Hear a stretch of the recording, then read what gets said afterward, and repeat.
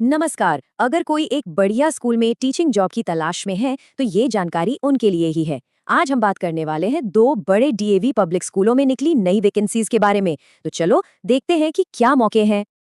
हाँ, बिल्कुल सही सुना। डीएवी नेटवर्क के दो बहुत ही जाने माने स्कूल इस समय टीचर्स को हायर कर रहे हैं। तो अगर कभी डीएवी फैमिली का हिस्सा बनने का सोचा था तो समझ लीजिए ये वही मौका है। तो सबसे पहली जो वैकेंसी है वो है झारखंड के नॉर्थ करणपुरा में डीएवी पब्लिक स्कूल से।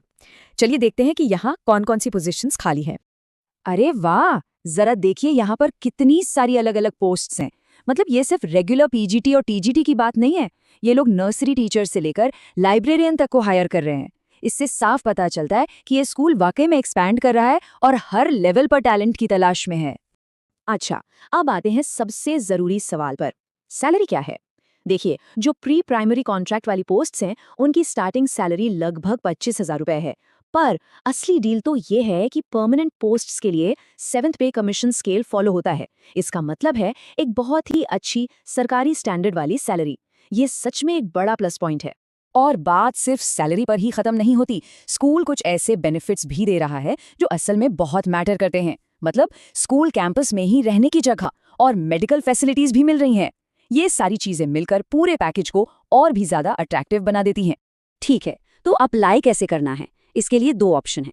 या तो आप सीधे गूगल फॉर्म के लिंक से अप्लाई कर सकते हैं या फिर अपना लेटेस्ट रेज्यूमे उनकी ईमेल आईडी पर भेज दीजिए। दोनों ही रास्ते खुले हैं। अब इस पॉइंट को बहुत ध्यान से सुनिए क्योंकि ये सबसे जरूरी है। झारखंड वाली जॉब के लिए एक नॉन नेगोशिएबल कंडीशन है। आपके पास डीएवी का पीईसी कार्ड होना ही चाहिए। अगर ये कार्ड नहीं है तो आप इस पोस्ट के लिए अप्लाई नहीं कर पाएंगे। ये इनका पहला फिल्टर है, तो अप्लाई करने से पहले इसे जरूर चेक कर लें। चलिए अब बात करते हैं दूसरी अपॉर्चुनिटी की। ये आ रही है DAV public school sector 39D Chandigarh से। देखते हैं कि यहाँ क्या सीन है। चंडीगढ़ स्कूल तो देखिए काफी आगे की प्लानिंग कर रहा है। ये लोग 2026-27 सेशन के लिए हायरिंग कर रहे हैं। और मजे की बात यह है कि इन्होंने कोई खास पोस्ट लिस्ट नहीं की है। इसका मतलब साफ है कि वो अलग अलग सब्जेक्ट्स और लेवल्स के लिए अच्छे टैलेंट की तलाश में है। ये तो एक तरह से बेस्ट टीचर्स के लिए ओपन इनविटेशन है।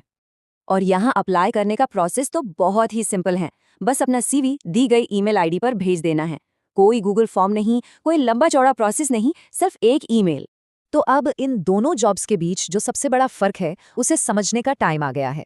चलिए पैक की जो जरूरत है उसे आमने सामने रखकर कंपेयर करते हैं। ये समझना बहुत जरूरी है ताकि पता चले कि कौन कहाँ अप्लाई कर सकता है। और ये रही सबसे काम की बात। देखिए सीधी सी बात है, पैक कार्ड है तो दोनों दरवाजे खुले हैं। पैक कार्ड नहीं है तो फिर सारी एनर्जी चंडीगढ़ वाले मौके पर लगानी है। इससे बिल्कुल साफ हो जाता है कि अपना एफर्ट कहाँ डालना है। तो अब जब ये पता चल गया है कि अप्लाई कैसे और कहाँ करना है, तो चलो इस बात पर फोकस करते हैं कि अपनी एप्लीकेशन को, खास तौर पर सीवी को बाकियों से अलग कैसे बनाया जाए। देखिए, सीवी ही पहला इंप्रेशन होता है। जरा सोचिए, रिक्रूटर तो सैकड़ों सीवी देखते हैं, तो थोड़ा कलर या एक यूनिक फॉर्मेट यूज करने का मतलब फैंसी दिखना नहीं है। इसका मतलब है यादगार बनना। वो जो boring black and white templates है ना, जो हर कोई यूज करता है, उनसे बचना चाहिए। और हाँ, फोटो एकदम प्रोफेशनल होनी चाहिए। इससे पता चलता है कि इस मौके को कितनी सीरियसली लिया जा रहा है। और ये सिर्फ कहीं सुनी बात नहीं है, सोर्स में भी ये बात साफ साफ लिखी है। प्रोफाइल तभी शॉर्टलिस्ट होगी जब सीवी यूनिक दिखेगा। इतने सारे एप्लीकेंट्स की भीड़ में यही यूनिक होना ही शॉर्टलिस्ट करवाता है। और आखिर में एक बहुत जरूरी बात, टाइम का ध्यान रखना है। ये वैकेंसीज महीने की शुरुआत में आई थी, मतलब अपॉर्चुनिटी की विंडो बंद हो रही है। तो इसे बात के लिए बिल्कुल मत टालिए। अगर इंटरेस्ट है तो अपनी एप्लीकेशन को प्रायोरिटी पर रखकर अगले 1-2 दिन में ही भेज दें।